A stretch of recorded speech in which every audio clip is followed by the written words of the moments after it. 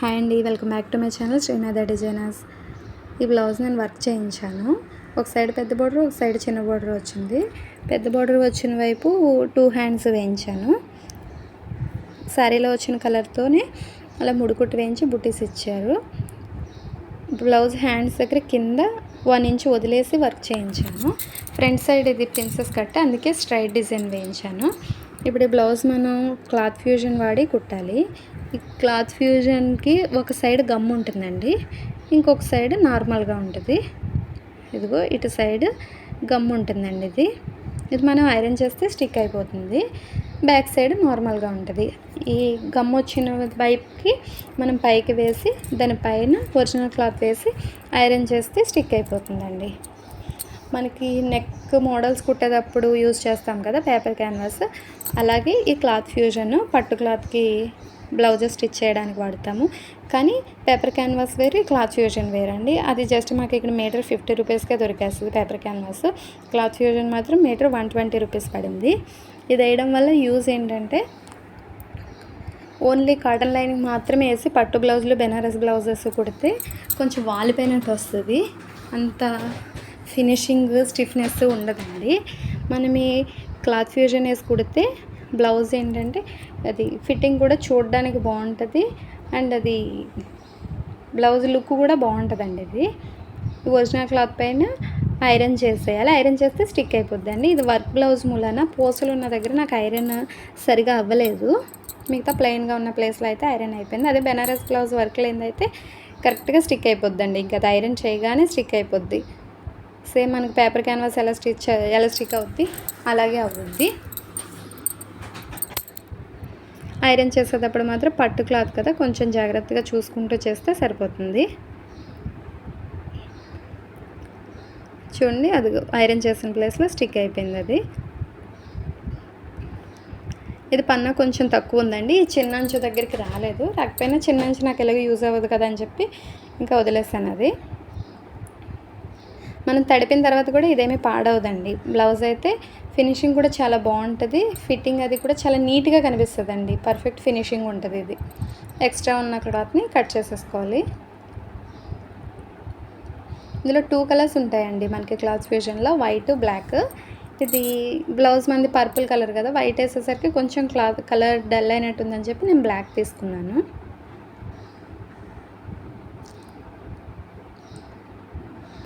తర్వాత మనం lining cloth తడిపి ఆరబెట్టింది ఉంటుంది కదా, అది కూడా ఐరన్ చేసేసుకొని కట్ చేసేసుకోవచ్చండి.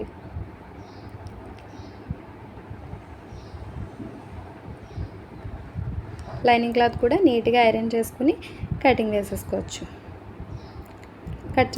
కటింగ్ వేసుకునేటప్పుడు మనం నార్మల్గా వర్క్ బ్లౌజ్ అయితే రివర్స్ ఫోల్డింగ్ వేసి కట్ చేసుకుంటాం కదా, ఇది అలా రివర్స్ ఫోల్డింగ్ వేయడానికి ఉండదండి. ఎందుకంటే బ్యాక్ సైడ్ మనం క్లాత్ ఫ్యూజన్ అటాచ్ చేస్తాం కదా, ఐరన్ చేస్తాం కదా, అందుకని చెప్పి అది రివర్స్ చేయడానికి ఉండదు.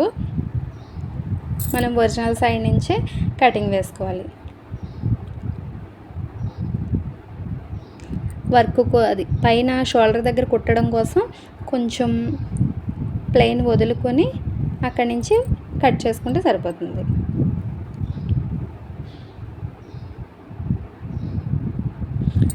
మనం ఫ్రంట్ పార్ట్ కూడా చెక్ చేసుకుంటూ ఉండాలండి. ఒక్కొక్కసారి అనుకోకుండా ఫ్రంట్ పార్ట్ కట్ అయిపోతుంది. మనం నార్మల్గా వర్క్ బ్లౌజ్ కట్ చేసేటైతే రివర్స్ ఫోల్డ్ చేస్తాం కాబట్టి ఫ్రంట్ పార్ట్ ఎక్కడ ఉందో మనకు తెలుస్తుంది, ఫ్రంట్ పార్ట్కి వర్క్ ఎక్కడ ఇచ్చాడనేది. ఇదేంటంటే రివర్స్ ఫోల్డ్ చేయడానికి ఉండదు కదా, back side black colour cloth ఉంటుంది కాబట్టి, క్లాత్ ఫ్యూజన్ ఉంటుంది కాబట్టి మనం ఫ్రంట్ సైడ్ ఎలా ఉంది అన్నది చూసుకుంటూ కట్ చేసుకోవాలి. ఒకవేళ పొరపాటున కట్ అయితే మనం ఏమీ చేయలేం కదా, మళ్ళీ మగ్గం వర్క్ చేయించడానికి కూడా ఉండదు. పైగా మన బ్లౌజులు అయితే పర్వాలేదు, కస్టమర్ బ్లౌజెస్ కదా.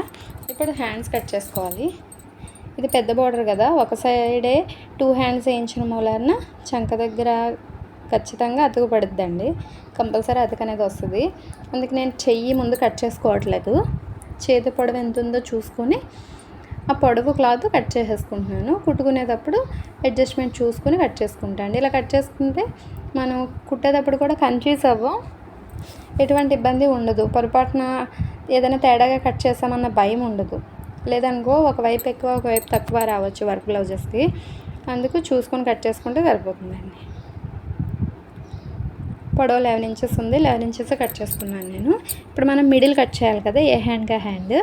అది కూడా మనము ఫోల్డింగ్ వేసుకుని కట్ చేసేసుకోవడానికి ఇది వెనకాల క్లాత్ ఫ్యూజన్ అటాచ్ చేసాం కాబట్టి కొంచెం చూసుకొని కట్ చేసుకుంటే బెటర్ అండి. 26 ఇంచెస్ వచ్చింది అది వర్క్, ఈ చివరి నుంచి ఆ చివరికి. అంటే మిడిల్లో 13 ఇంచెస్కి, ఆ 13 ఇంచెస్కి ఒక మార్క్ పైన కింద వేసుకొని లైన్ గీసుకొని కట్ చేసుకుంటే సమానంగా వస్తుంది. మనం కుట్టేటప్పుడు ఎటువంటి ఇబ్బంది పడకుండా వస్తుందండి. లైన్ మీద కట్ చేసుకుంటే సరిపోతుంది. కుట్టేటప్పుడు మనం అడ్జస్ట్మెంట్ చూసుకొని కుట్టచ్చు.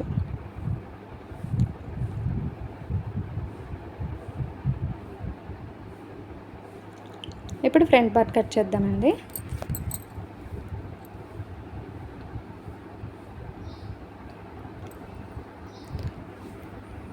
ఫ్రంట్ పార్ట్కి వచ్చేసరికి నెక్ ముందు కట్ చేయకూడదు, ఎందుకంటే ఒక సైడ్ వర్క్ వస్తుంది, ఒక సైడ్ మనం పైపింగ్ వేసి కుడతాం కదా. నెక్ సైడ్ ముందే కట్ చేసుకోవడానికి ఉండదండి. పైగా ఇది కట్ వర్క్ వచ్చింది కాబట్టి బ్లౌజు మనం నెక్ ముందు కట్ చేయకుండా ఉంటేనే మంచిది. కుట్టేటప్పుడు కట్ చేసుకోవచ్చు.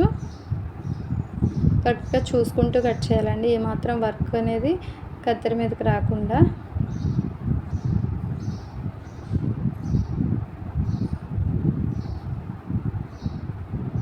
నార్మల్ బ్లౌజ్ కట్ చేసేదానికంటే కూడా వర్క్ బ్లౌజ్ కట్ చేసేటప్పుడు కొంచెం కేర్గా కట్ చేస్తే సరిపోద్ది.